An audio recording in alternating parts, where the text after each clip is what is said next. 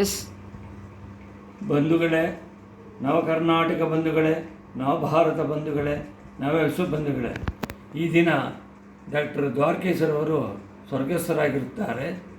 ಅವರನ್ನು ಅವರು ಬದುಕಿದ್ದಾಗ ನಮ್ಮ HSR ಬಡಾವಣೆ 5ನೇ ಬಡಾವಣೆಗೆ ರಾಜ್ಯೋತ್ಸವದ ಸಂದರ್ಭದಲ್ಲಿ ಅವರನ್ನು ಆಹ್ವಾನಿಸಿರುತ್ತೇವೆ.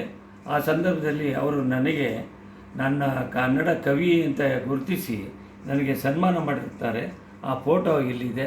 ಅವರನ್ನು ಕುರಿತು ಒಂದು ಪದ್ಯವನ್ನು ಹೇಳ್ತಾ ಇದ್ದೀನಿ. ನಿನ್ನ ಬಾಳಿನ ಹೊಲವು ಪಾಳು ಬಿದ್ದಿರುವುದಲ್ಲೋ ಕೃಷಿಕೈಯಲ್ಲೂ ಕೂಡ ತಿಳಿಯದಿರುವೆ.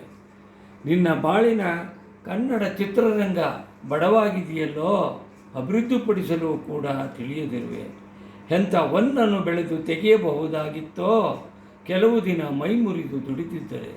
ಎಂಥ ಹೊನ್ನನ್ನು ಬೆಳೆದು ತೆಗೆಯಬಹುದಾಗಿತ್ತೋ ಇನ್ನು ನೀವು ಕೆಲವು ದಿನ ಬದುಕಿದ್ದರೆ.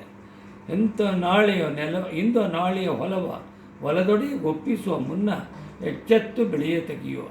ನಿನ್ನ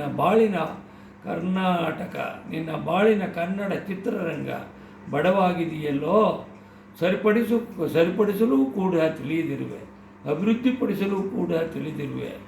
ಕೇಳಿದವರಿಗೆಲ್ಲ ಧನ್ಯವಾದಗಳು. ನನ್ನ ಹೆಸರು ಕೆಂಪೇಗೌಡ ಮಾರ್ತಿನಳ್ಳಿ, ನಿವೃತ್ತ ರಸಾಯನಜ್ಞ, ಭಾರತೀಯ ಭೂವಿಜ್ಞಾನ ಸರ್ವೇಕ್ಷಣೆ ಇಲಾಖೆ, ಬೆಂಗಳೂರು. Thank you.